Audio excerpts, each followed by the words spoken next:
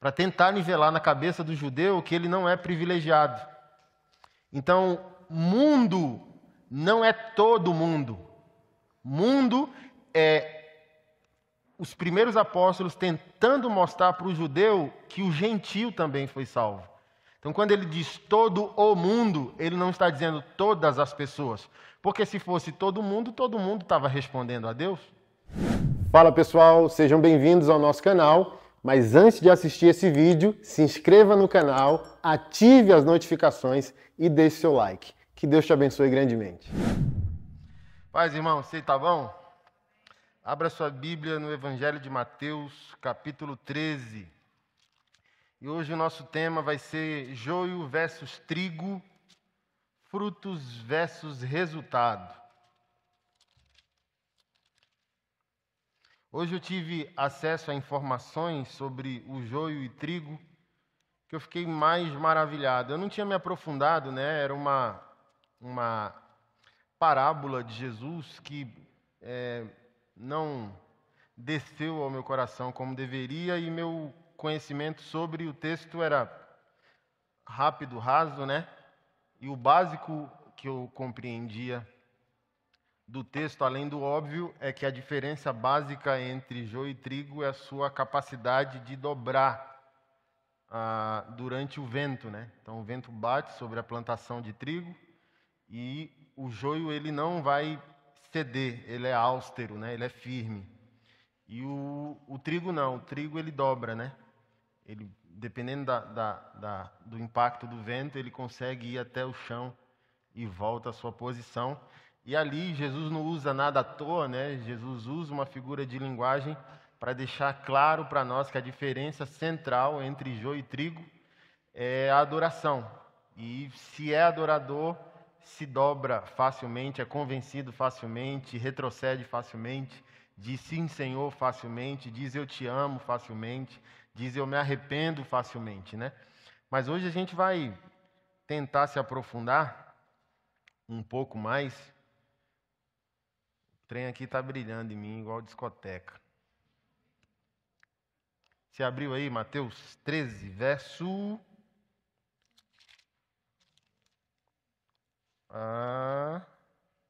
Vamos começar do 1 para a gente ganhar contexto, né? Mateus 13, 1. Naquele mesmo dia, Jesus saiu de casa e se assentou à beira-mar, e grandes multidões se reuniram em volta dele. De modo que entrou num barco e se assentou, e toda a multidão estava em pé na praia. E de muitas coisas lhes falou por parábolas, dizendo: Eis que o semeador saiu a semear. E ao semear uma parte, caiu à beira do caminho, e vindo as aves a comeram. Outra parte caiu em solo rochoso, onde a terra era pouca e logo nasceu, visto não ser profunda a terra. Saindo, porém, o sol a queimou, e porque não tinha raiz, secou-se. Outra parte caiu entre espinhos, e os espinhos cresceram e a sufocaram. Outro, enfim, caiu em boa terra e deu fruto, a 100, 60 e 30 por 1. Quem tem ouvidos para ouvir, ouça. Então os discípulos se aproximaram de Jesus e lhe perguntaram: por que o Senhor fala com eles por meio de parábolas? Ao que Jesus respondeu: porque a vocês é dado a conhecer os mistérios do reino dos céus, mas àqueles isso não é concedido. Pois ao que tem, mais será dado, e terá em abundância, mas ao que não tem, até o que lhe tem, lhe será tirado. Por isso falo com eles por meio de parábolas, porque vendo não veem, ouvindo não ouvem, nem entendem. Assim nele se cumpre a profecia de Isaías. Ouvindo vocês ouvirão, e de modo nenhum entenderão. Vendo vocês verão, e de modo nenhum perceberão. Porque o coração desse povo está endurecido, ouviram com ouvidos tapados, e fecharam os olhos. Para não acontecer que vejam com os olhos, ouçam com os ouvidos, entendam com o coração, e se convertam, e sejam por mim curados. Bem-aventurados, porém, são os olhos de vocês, porque veem, e bem-aventurados os ouvidos de vocês, porque ouvem. Pois em verdade lhes digo que muitos profetas e justos desejaram ver o que muitos profetas o que vocês estão vendo, mas não viram, e quiseram ouvir o que vocês estão ouvindo, mas não ouviram. Ouçam, portanto, o que significa a parábola. do semeador. A todos os que ouvem a palavra do reino e não a compreendem, vem o maligno e arrebata o que foi semeado no coração. Este foi semeado à beira do caminho, que foi semeado em solo rochoso. Esse é o que ouve a palavra e logo recebe com alegria, mas ele não tem raiz em si mesmo, sendo de pouca duração. Quando chega a angústia ou a perseguição por causa da palavra, logo se escandaliza. O que foi semeado entre os espinhos é o que ouve a palavra. Porém, as preocupações deste mundo, a fascinação das riquezas, sufocam a palavra e ela fica infrutífera. Mas o que foi semeado em boa terra é o que ouve a palavra e a compreende. Este frutifica e produz a 100, 60 e a 30 por 1. Jesus lhe propôs outra parábola, dizendo: o reino dos céus é semelhante a um homem que semeou boa semente no seu campo. Mas enquanto todos estavam dormindo, veio o inimigo deles, semeou o joio no meio do trigo e foi embora. E quando as plantas cresceram e produziram fruto, apareceu também o joio. Então os servos do dono da casa chegaram e disseram: patrão, o senhor não semeou boa semente no seu campo? De onde então vem o joio? Ele respondeu: um inimigo fez isso. Mas os servos lhe perguntaram: o senhor quer que a gente vá e arranque o joio? O dono da casa respondeu: não, porque ao que separar o joio, vocês poderão arrancar também com ele o trigo. Deixem que cresçam juntos até a colheita. E no tempo da colheita direi aos ceifeiros: ajuntem primeiro o joio e amarrem-no em feixes para ser queimado, mas recolham o trigo no meu celeiro. Pai, nós glorificamos o Teu santo nome e queremos ceder à Tua palavra. Então nós pedimos a Ti que se revele a nós e firme o nosso coração segundo a Tua vontade e a revelação de quem Tu és. Em nome de Jesus nós oramos. Amém. Algo interessante, antes de eu entrar na questão do joio e do trigo, dentro do contexto que a gente leu, é que Jesus Cristo disse que a matriz de toda a possibilidade da vida daquele que tem fé em Deus é a palavra. Então, a parábola do semeador diz que o semeador lançou a semente. E essa semente, de acordo com o contexto, é a palavra. E cada solo é um tipo de comportamento que você tem, que eu tenho, que nós temos. Então, o que determina não é a qualidade do que Deus fez. O que determina é com que atitude eu recebi. Por isso que Jesus falou muitas vezes nos evangelhos. Quem tem ouvidos para ouvir, ouça, e parece quase pleonasmo isso, né? Ou vede como ouvir, então eu tenho que ver, eu tenho que perceber como que eu recepciono, com que atitude de meu coração. Acho que é Tiago que fala: não sejam ouvintes negligentes, mas ouvintes praticantes. O que mais tem é povo da cruz com informação na mente, mas sem essa informação transformando a vida durante a semana. É o oposto, né? Nós deveríamos viver de segunda a sábado o que compreendemos no domingo, mas de segunda a sábado vivemos em pecado para tentar algum acesso a Deus aos domingos. E era o oposto. O domingo eu deveria edificar a igreja. Paulo diz: quando vocês se reúnem, um tem salmo, um tem doutrina, o culto virou espetáculo. Vocês vêm para o culto para ouvir uma boa palavra do pastor Anderson Silva. Quando não é o pastor, fica chateado porque é outro pastor. Por quê? Virou show. E deveria ser corpo. Eu tenho um testemunho para contar. Eu tenho um salmo para cantar. Eu tenho uma revelação para compartilhar. Não, mas infelizmente a igreja do Senhor Jesus virou culto de nuca.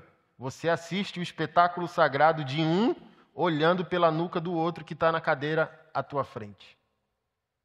E isso é para nossa vergonha, infelizmente. Segundo a igreja do primeiro século, um profetiza, outros levantam para julgar. Olha que interessante. Cantará, beleza, pode deixar. E o irmão lá, ora em língua, sapateia e tal. E aí? Vai dar em que isso aí? Não, era só um show pessoal. Porque ele diz: olha, eu oro em línguas mais do que todos vós, mas quando reunirem, entra um incrédulo e não vai saber que espetáculo pessoal é esse seu. Não, mas é o meu secreto. Não, teu secreto é em casa. Intimidade exposta é pornografia. Então, Paulo não proibiu, ele diz: persigam os melhores dons, mas o culto é para edificar. Então, se alguém vai profetizar, outros 3 maduros julgam essa profecia. Rapaz, acho que tu comeu uma feijoada ontem à noite. Não faz sentido. Ele diz: não despreze orar em línguas, mas também tem o dom de interpretar línguas. Porque as línguas, segundo Paulo, é para edificação pessoal. Se é para edificação pessoal, expô-la é pornografia, porque é um dom íntimo, é um dom pessoal. As línguas são usadas na igreja se o Espírito quiser. Mas esse mesmo Espírito que quer te usar em línguas na igreja, usa outro para interpretar o que você orou, que segundo Paulo aos Coríntios é semelhante a uma profecia. Alguém orar em línguas e interpretar o que está orando é semelhante a uma palavra profética. Mas isso irrita a gente, né? Ah, que bobeira. Não, bobeira não. É isso que infantilizou a gente, pô. Para fazer do culto show, espetáculo. Ontem fui lançar lanço 2 livros agora em setembro. Fui lançar um deles em Anápolis ontem. Eu acordei com essa percepção do Espírito assim. E o Senhor falando ao meu coração: o que estragou a minha igreja foi a agenda. Como assim, pastor Anderson? O povo de Deus deveria estar transformando o mundo, mas ele está esperando o próximo espetáculo, a próxima atração, a próxima banda, o próximo ministro. Eu passando no meu Facebook, eu vi um show que vai ter aqui no Mané Garrincha do pastor David Leonardo, R$220, com slogan e tudo, né? Venha para ser impactado pela palavra do homem de Deus, que é homem de Deus. Mas é essa agenda que destruiu quem nós somos.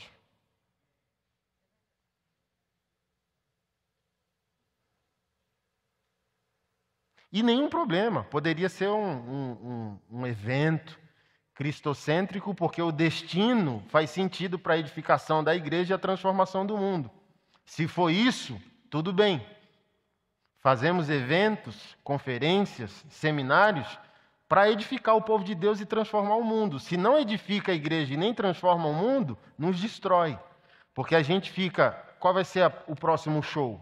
Qual a próxima banda que o meu pastor vai trazer? Qual o próximo pregador famoso que o meu pastor vai trazer na igreja? E a gente morrendo de fome. Porque não há mais edificação, só há espetáculo.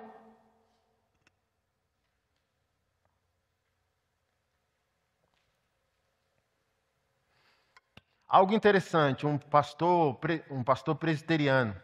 Eu vi essa questão do show do Mané Garrincha porque um pastor presbiteriano postou. E a crítica desse pastor presbiteriano, desse reverendo, foi: quem gosta muito do pastor David Leonardo é o Neymar. E baseado nisso, eu já suspeito se o evangelho está sendo pregado. Porque Jesus não tem fãs. Jesus é Senhor que foi para a cruz para salvar almas. Então, se o Neymar gosta de Jesus, o Neymar não nasceu de novo. Então, para o Neymar gostar de um pastor, é que esse pastor não está usando a cruz para ofender o que o Neymar é, o que o Neymar faz. E mentindo não está.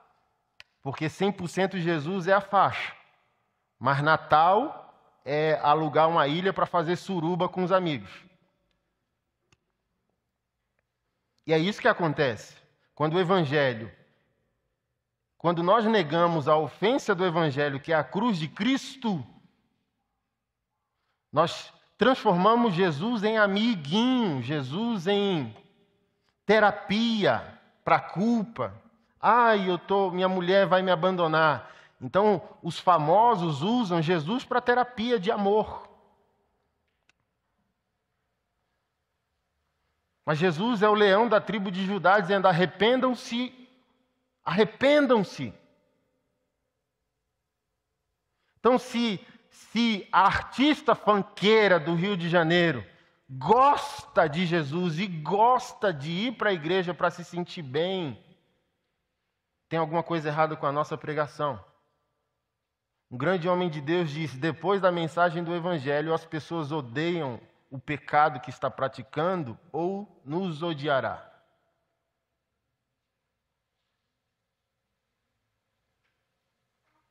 não é para ninguém gostar do evangelho.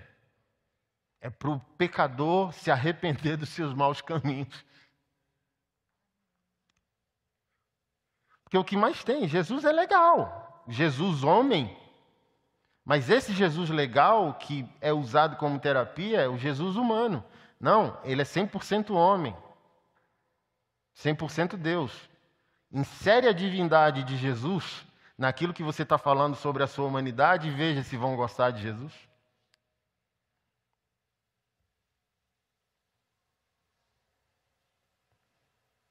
Porque o funkeiro carioca está lá, batizando na sexta e na suruba no domingo. O famoso atleta está lá no culto, e pastor que gosta de foto, de fama, está lá, aleluia, o fulano veio no culto da nossa igreja.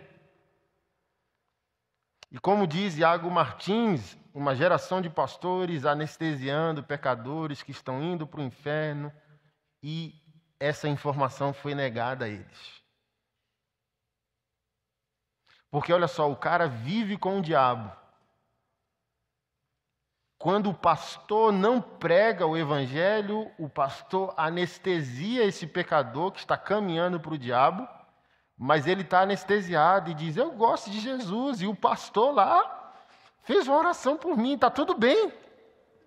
Não, mas não está tudo bem, está tudo mal. Charles Spurgeon disse, olha, não é falta de amor afirmar que homens que vivem vidas infernais estão indo para o inferno, mas que eles saltem sobre os nossos corpos, porque nós estaremos nos portais do inferno impedindo que eles entrem. É isso. Você vai para o inferno se você viver essa vida. Mas esse mesmo pastor que ofendeu o pecador é o pastor que está na porta do inferno dizendo, eu não quero que você entre nesse lugar. Por isso eu estou te falando a verdade.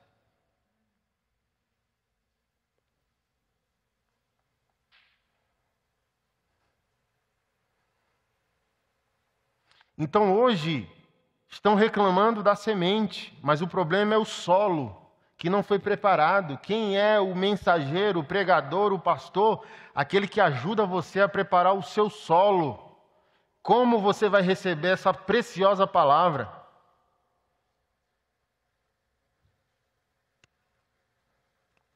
Martinho Lutero, 1500 e lá vai bolinha, num domingo ele diz, suas bestas feras, ou vocês mudam, ou domingo que vem eu não subo nesse púlpito porque não vale a pena jogar pérolas aos porcos. Ai, meu Deus, que duro. Mas foi Jesus que disse. Ele só está repetindo o que Jesus disse. Jesus é amor. Jesus Cristo disse, ei, não jogue pérolas aos porcos. Mano Brown, numa versão pós-moderna, disse o quê? Não jogue pérola aos porcos, irmão. Joga a lavagem. Eles preferem assim. Jesus Cristo disse, eles vão voltar, pisar as pérolas e devorar vocês. Vocês sabiam que tem porcos que comem seres humanos? E quem é os porcos na fala de Jesus? Pessoas que vão desprezar a verdade dita. Porque não adianta, irmão, é uma conta quase que perdida tentar pregar o evangelho todo para essa geração terapêutica. É o testemunho novamente do remanescente. Deus nunca trabalha com os 90%. Mas também a gente não pode dizer que Deus está usando apenas um, porque quando a gente vai chorar, ele diz, não, tem mais 7.000 que não se dobraram. Então a gente virou uma geração terapêutica. Os grandes pastores, que são os pastores do resultado e não do fruto, que é o raciocínio que a gente vai desenvolver, já anestesiou uma nação. Você não viu aí um pastor famoso falando que gay não podia entrar na igreja dele? Mas passou os últimos anos falando o contrário daquilo, só para você ver. Você condicionou o seu discurso a um discurso anestesiado, aí quando você vai chamar a homossexualidade de pecado, você vai sair na capa de todos os jornais dizendo homofóbico, homofóbico.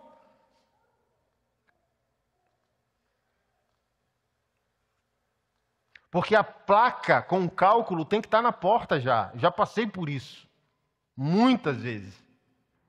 Aí Jesus me repreendeu dizendo, você está botando o meu nome na porta da saída. quando você deveria botar o meu nome na porta de entrada.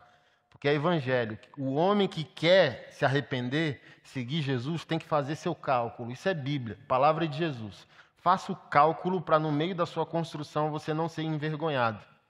Então as pessoas não têm que entrar no evangelho nem na igreja e fazer um batismo para no final descobrirem que preço tem que pagar. Não, tem que descobrir logo. Não, rapaz, mas eu trouxe o visitante hoje. Já vai escutando logo, irmão. Jesus não está aqui para ser seu amigo, nem para massagear você, nem para anestesiar seus erros e seus pecados. Arrependei-vos, é chegado o reino dos céus. Essa é a mensagem, sempre foi. Não lembra de João? Olha só. Qual o nome da atribulada lá que a filha dançou e ela pediu a cabeça do João Batista? E qual o nome do marido da Salomé? Herodes. Herodes gostava de Jesus. Assim, ó, vamos usar como essa metáfora do pastor David Leonardo no Mané Garrincha. A mulher gostava, Herodias. Era Herodias, não era não? Salomé dançou. Herodias era a mulher do Herodes. Top. Herodes gostava. Que pastor legal! Que pastor bacana! Mas quando esse pastor disse, não é lícito você estar com essa mulher. Lembra?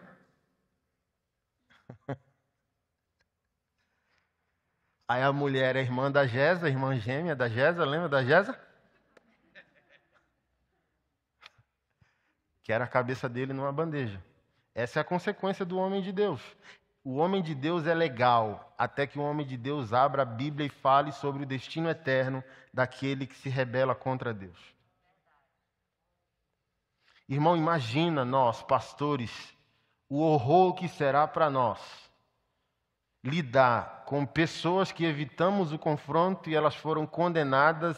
Assim, ó, um dos meus temores como pastor é não falar o que eu tinha que falar e isso interferir no destino eterno das pessoas e o Senhor abriu o telão gospel 3D, assim, ó.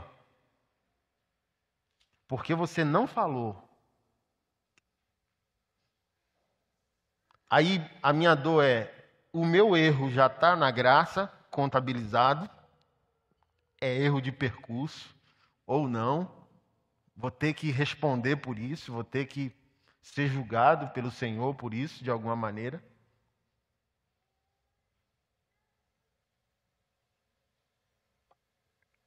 Mas uma coisa é fato, nos falta coragem, como pastor e povo de Deus, nos falta coragem no século XXI, né? Politicamente correto dominou os processos da verdade. E para ficar bem na praça, a gente não vai falar a verdade. Porque olha só, vamos logo, né? Já sempre dou nomes, por que eu estou floreando pavão? O pastor André Valadão.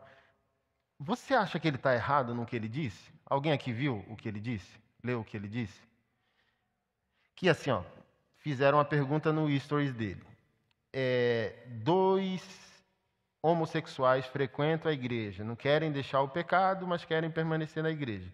Ele respondeu, olha, a igreja tem o seu padrão doutrinário, considera isso um pecado, tal. Se as pessoas não querem abandonar o pecado, tem a boate gay, tem o lugar que os aceita. E a igreja tem o seu padrão. Errado não está. Mas por que dá esse escarcéu todo? Porque anestesiou o povo. Jesus é fofinho, Jesus é amiguinho, Jesus perdoa você, Jesus é graça, aleluia. Aí quando você fala a verdade, aquele mesmo povo que você amaciou devora você. Isso é pérola aos porcos. Você ficou domesticando o porco. E no dia que você foi falar a verdade, pá! Deu ruim.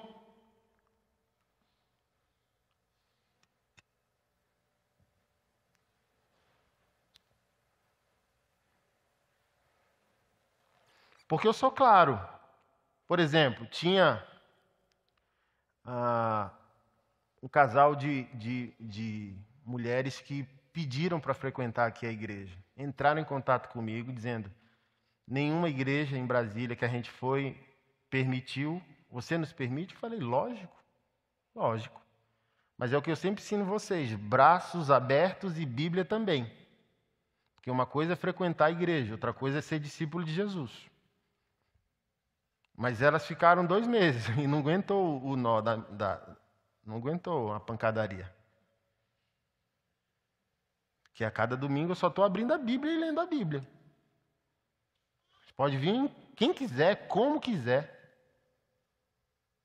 Mas é aquilo, ó: vinde a mim e o ai de mim. O que é a igreja? Para ninguém frustrar. Ela é inclusiva e exclusiva. Vem quem quer. Só fica quem dá uma resposta a Deus. Em santidade ao padrão que Ele determina. Mas essa é a confusão da igreja mercado. A gente confunde que o frequentador é discípulo. Mas o frequentador é só frequentador. E permanece se você oferecer produtos. Por isso, voltando à agenda. Por que a agenda destruiu? Porque para ter a próxima atração, a gente está anestesiando a frequência. E o que virou a igreja? Virou assim, ó, a gente juntar um grupo de amigos para ficar cantando a Jesus nas conferências. Mas isso não é sinônimo de mudança de vida. Cantar a Deus e sentir Deus não é sinônimo que eu aceitei o que Ele quer dizer a mim.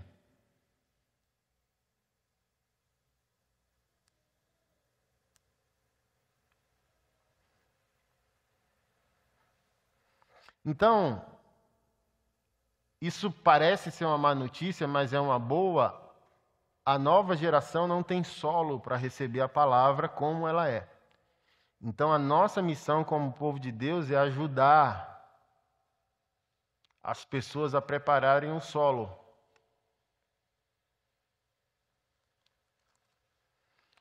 O sinal básico disso é que ninguém mais tem medo de Deus no século XXI. Deus foi tão subvertido de sua identidade total e começaram a pregar uma identidade parcial que ninguém tem medo de Deus. Porque Deus é amor. O que isso significa, não sei, me dá medo. Entendeu? Deus é amor. O que isso significa? Se você pergunta de volta, as pessoas não sabem responder.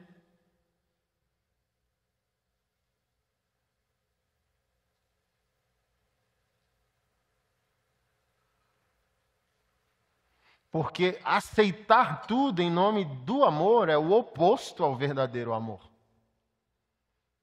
Quem é pai e mãe aqui? Levanta a mão para mim. Duvido se você criou seus filhos com sim.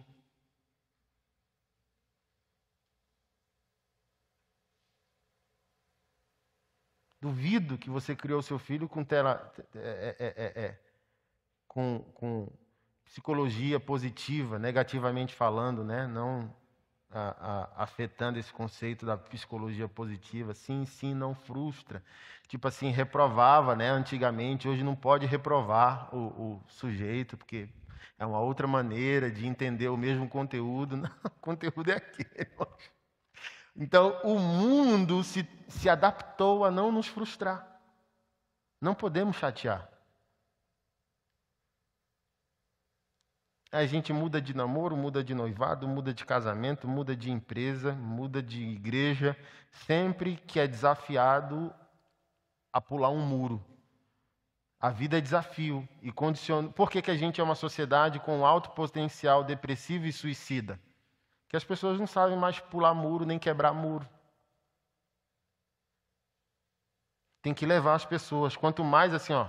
Não sei se você discute política, filosofia e tal, mas principalmente essas narrativas minoritárias, quanto mais adjetivos minoritários o cara tem, mais ele é top da balada na opinião pública, entendeu? Então, quanto mais vitimizado ele é, mais essa sociedade tem que acolher ele de maneira terapêutica e levar ele no colo. Ah, porque ele foi na infância dele foi assim, porque ele não teve pai, porque ele é uma vítima da sociedade, porque ele morou na favela, porque... Não somos uma sociedade mais de responsabilização. Então, essa sociedade moderna não tem solo para receber a semente do semeador. Eu estava pensando esses dias, eu sou um pastor desgastado, porque parece que minha missão é evangelizar a igreja. E eu estou desistindo um pouco de crente. Não se frustra, não. Estou desistindo mesmo. Que olha só, gente, eu falei isso aqui domingo passado. Vocês estavam aqui? Quem estava aqui domingo passado? Um pouco frustrado, um pouco frustrante de ter que convencer quem deveria já estar convencido. Eu quero é batizar, irmão. Eu quero evangelizar, impactar essa cidade, esse estado, esse país. Eu quero converter pessoas. Agora a gente desgasta a nossa energia tendo que convencer o povo que deveria já estar convencido. Porque ouve a palavra e o Espírito. Não, hoje a gente se tornou uma geração que tem que evangelizar os evangelizados. Que desgaste.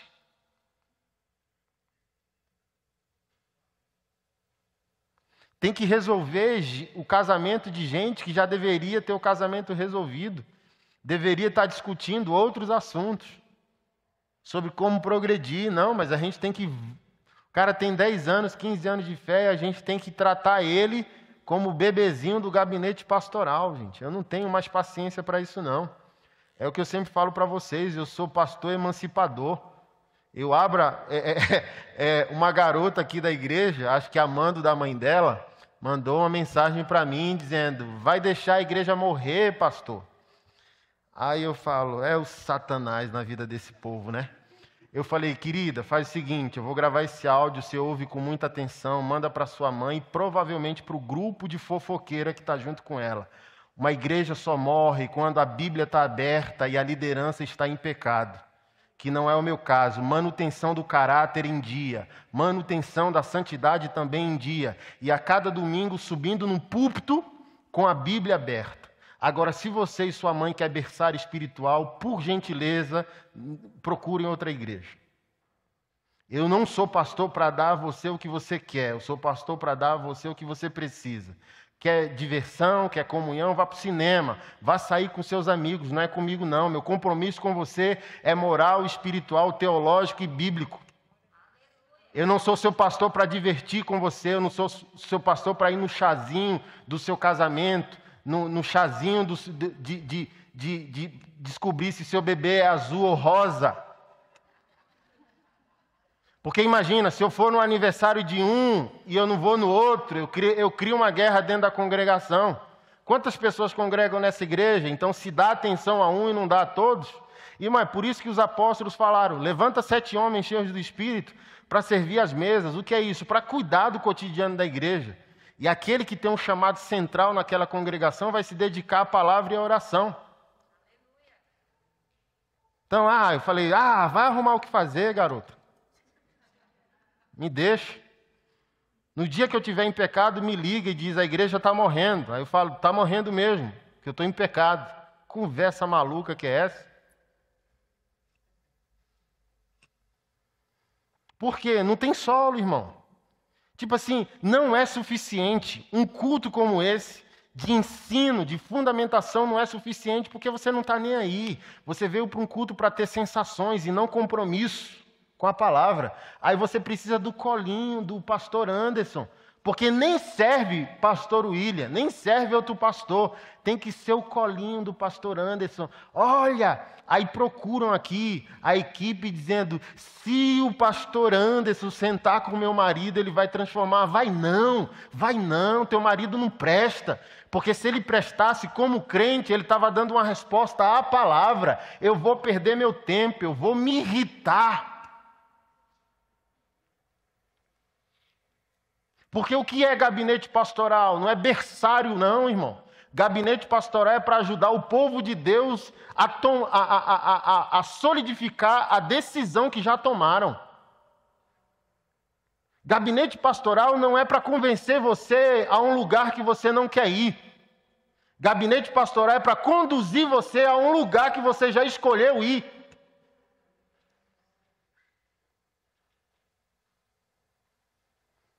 Pastor, eu estou decidido, eu vou recuperar meu casamento. Aleluia, irmão. Vou dar minha vida, minha alma a você. Agora, sentar contigo para ensinar beabá, crente velho, meu amigo. Quem não veio domingo, eu falei isso. Cara querendo ter gabinete porque quer divorciar, porque estava em viagem com a esposa e a esposa mandou parar o carro para fazer xixi no matagal. E o cara quer divorciar porque a mulher fez xixi no mato. Tem demônio que aguenta um trem desse? Por que você quer divorciar, filho? Porque ela tem um amante, ela me traiu, ela me expôs ao ridículo publicamente, me expôs na frente da minha mãe. Assim, ó, você acha que, entendeu? Vai ser um problemão que chamou ele de moleque na frente, dentro do shopping, na frente dos filhos e tal. Não, por que você quer separar dela? Porque ela deu uma mijada no mato.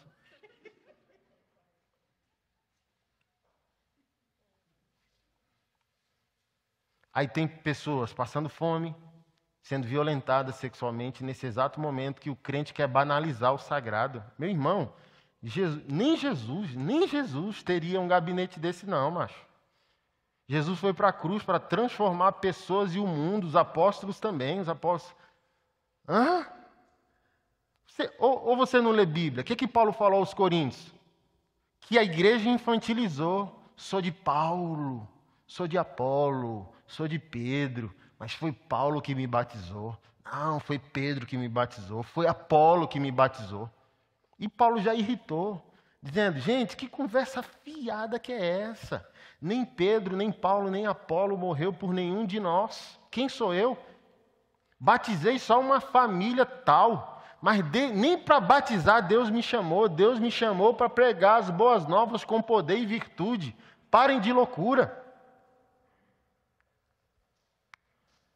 Porque, irmão, a infantilidade não é natural a quem está progredindo em fé. Porque se tornou um solo correto para receber a palavra.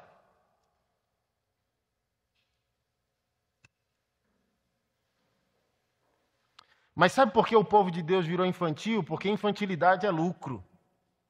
E eu não quero o seu dinheiro, eu não quero que você me ligue para saber quando viaja, se compra carro, se não compra carro, se compra casa, se não. E, infelizmente, parte significativa da liderança da igreja evangélica nos últimos anos e atualmente gosta de ser babá, porque ser babá dá dinheiro. E eu não estou nem aí.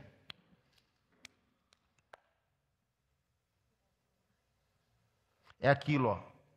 Se eu te ver menos, eu fico feliz. Porque eu estou tendo certeza que você está vivendo a palavra, por isso quer me ver menos.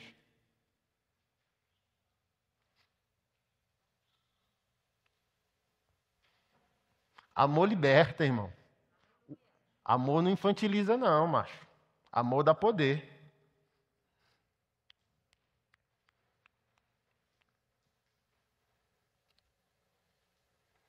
Tá doido? Quando a gente começa, o trato é diferente. Eu pensei diferente um dia.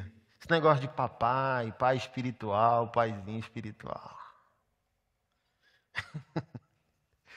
Aí, irmão, já falei isso aqui para vocês. As minhas piores experiências foram com gente que me chamou de pai. Hoje chega a dar arrepio assim, ó. Pastorando, você é meu pai espiritual. Vai aqui para lá.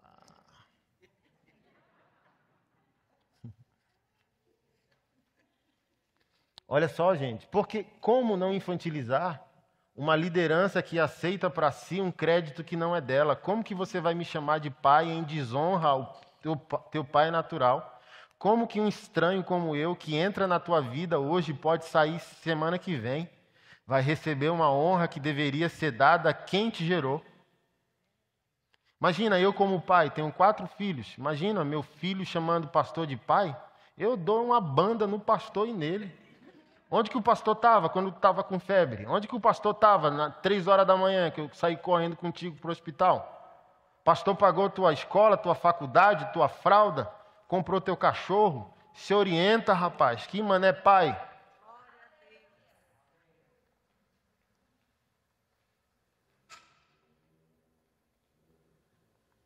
Aí infantilizou. Por isso que até os homens, né? Eu recebi um vídeo zoeira, assim, tipo, geração worship indo comprar sorvete. E a galera, eu quero um sorvete. O preço já foi pago. Tome seus... Aí virou essa geração emocionalmente carente, que junta os amigos para ir na conferência, para cantar o colinho do papai, o colinho de Deus. E parece que não tem ligação, mas é porque virou uma geração de sensações baseada na carência que cada um tem e não mais é um solo adequado para receber a mensagem. É só olhar, irmão, o padrão dos nossos cultos e eventos. Experiência máxima, pregação da Bíblia mínima.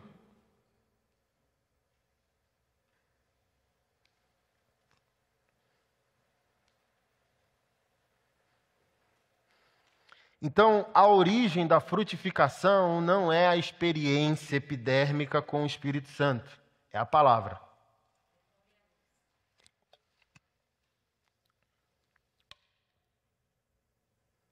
No verso 8 do texto que nós lemos, outra, enfim, caiu em boa terra e deu fruto, a 100, 60 e a 100 por 1. O que deu fruto?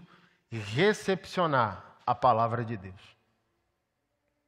É a partir da palavra de Deus que nasce o fruto, que gera a mudança, que gera a transformação, que gera o testemunho, que gera o milagre.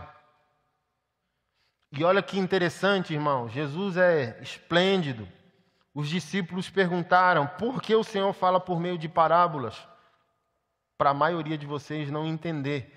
Eu já falei isso aqui com vocês. Como que um Deus que é fácil se torna difícil? Como que um Deus que é acessível é enigmático? Como que um Deus que quer que a mensagem dele seja compreendida fala por parábolas para as pessoas não compreenderem? Porque você vai ver no final, é isso também que vai definir, determinar, joio ou trigo, a capacidade de compreender o que é dito. E a melhor maneira de compreender o que é dito é o compromisso de segunda a sábado que você vai assumir com aquilo que foi dito.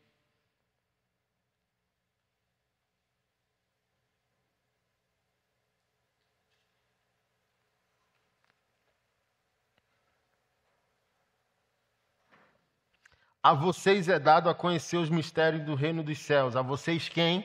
Quem estava aqui domingo passado? O discípulo.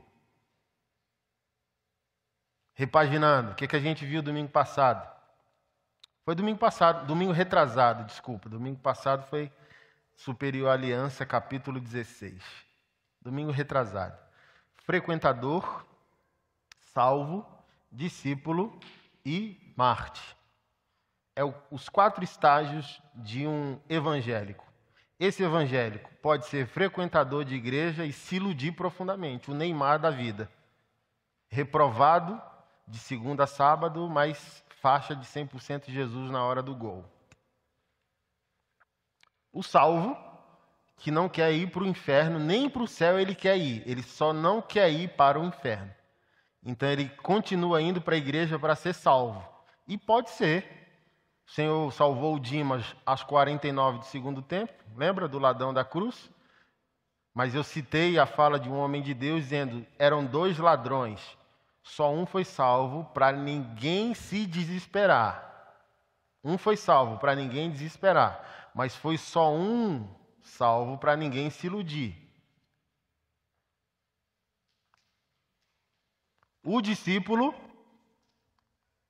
e o nível acima do discípulo, que é o radical, o revolucionário, o apóstolo, aquele que diz, eu morro pela causa de Cristo. Então, a vocês é dado, vocês quem? Não é nem um frequentador e nem um salvo. É para quem assumiu um nível acima de compromisso.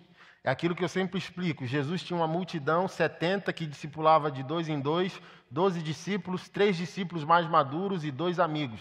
Então ele fez uma rede de inteligência relacional, espiritual, existencial. Então ele está falando com todo mundo, mas ele não está falando com qualquer pessoa. Você consegue entender isso? A minha mensagem é para todos, mas não é para qualquer um. Porque eu discuti isso essa semana numa live com um pastor amigo meu. Para ele, Deus amou o mundo de tal maneira. Eis o Cordeiro de Deus que tira o pecado do mundo. Para ele, mundo é todo mundo. Mas teologicamente, esse raciocínio é um equívoco. A primeira igreja, que é a igreja do século I, a igreja ali descrita em Atos dos Apóstolos, que nós chamamos de igreja primitiva, é formada de maneira majoritária por judeus.